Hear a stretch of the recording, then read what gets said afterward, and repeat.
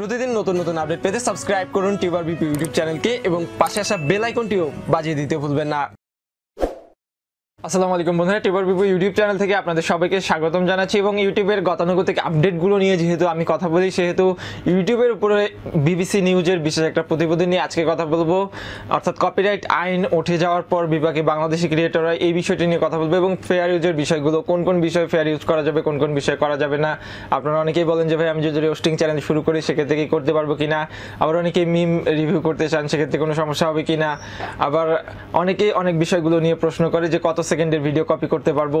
মানে টোটালি সবার প্রশ্নগুলোর উত্তর, অর্থাৎ ফেয়ার ইউজ নিয়ে আমি সচরাচর যে প্রশ্নগুলো পাই এবং বিবিসির যে প্রতিবেদনটা ছাপানো হয়েছে মূলত এই বিষয়গুলো নিয়ে এই ভিডিওতে কথা বলবো। ভিডিও শুরু করার আগে একটা কথা না বলে না, আপনারা যদি আমাদের চ্যানেলে নতুন দর্শক হয়ে থাকেন অথবা এখনো সাবস্ক্রাইব না করে থাকেন তাহলে please hit the subscribe button. And আপনাদের সাথে থাকবো আমি বিপ্লব হোসেন ফ্রম টিউবার বিপো। চলুন শুরু করা যাক।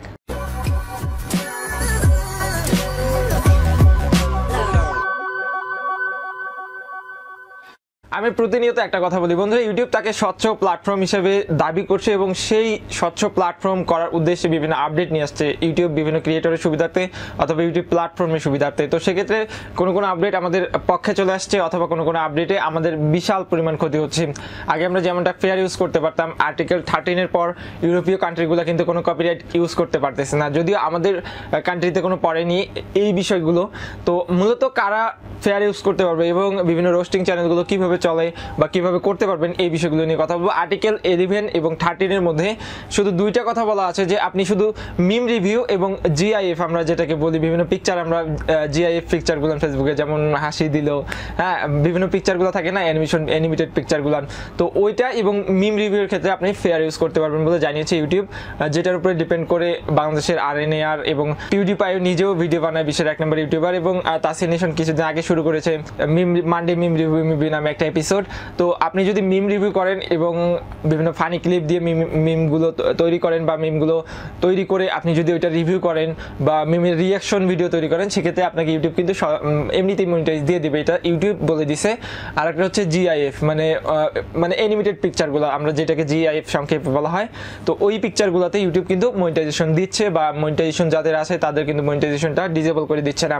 আর এই আর্টিকেল 13 নিয়ে এবং আর্টিকেল 11 নিয়ে বিরূপ মন্তব্য প্রকাশ করেছেন হচ্ছে বাংলাদেশের একজন আইন তথ্য যোগাযোগ বিষয়ক বিশেষজ্ঞ মিস্টার স্বপন, যার নাম, তিনি বলেছেন যে এর ফলে বিপাকে নাকি পড়বে বাংলাদেশি ক্রিয়েটররা। আসলে আমরা ততটা মানে কপিরাইট নিয়ে সবসময় খেলাধুলা করলেও আমরা কিন্তু কপিরাইট নিয়ে যে ইনকাম করতাম বা ইনকাম করছে আদৌ কিন্তু তা না, হয়তো বা তিনি জানেন না।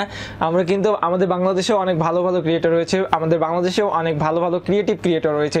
তো বন্ধুরা, এই আপডেটটার উপরে বিবিসির যে প্রতিবেদনটা ছাপানো হয়েছিল এই বিষয়টা আপনাদের সামনে তুলে ধরার চেষ্টা করলাম। আর পরবর্তীতে একটা চ্যানেলে আমরা গুগল অ্যাডসেন্স অ্যাপ্লাই করেছি এবং সম্পূর্ণরূপে নতুনভাবে একটা গুগল অ্যাডসেন্স খুলে সেখানে অ্যাপ্লাই করেছি, সেটার টিউটোরিয়াল পরবর্তীতে দিব। এবং মনিটাইজেশন যাদের ডিসেবল হয়ে গেছে তারা কিভাবে এনাবেল করবেন বা কিভাবে এনাবেল করতে পারেন, অথবা মনিটাইজেশন যাদের রিজেক্ট করে দিয়েছে চ্যানেলের মনিটাইজ তারা কি করতে পারেন পরবর্তীতে, এগুলোর আপডেট নিয়ে বা এগুলোর পর্যায়ক্রমে আমি টিউটোরিয়াল দেওয়ার চেষ্টা করবো আপনাদেরকে। ভিডিওটি ভালো লাগলে অবশ্যই একটা লাইক দিবেন, কমেন্টে জানাতে ভুলবেন না আপনার মূল্যবান মতামত। দেখা হবে পরবর্তী কোনো ভিডিওতে, সেই পর্যন্ত সবাই ভালো থাকবেন, সুস্থ থাকবেন, আল্লাহ হাফেজ।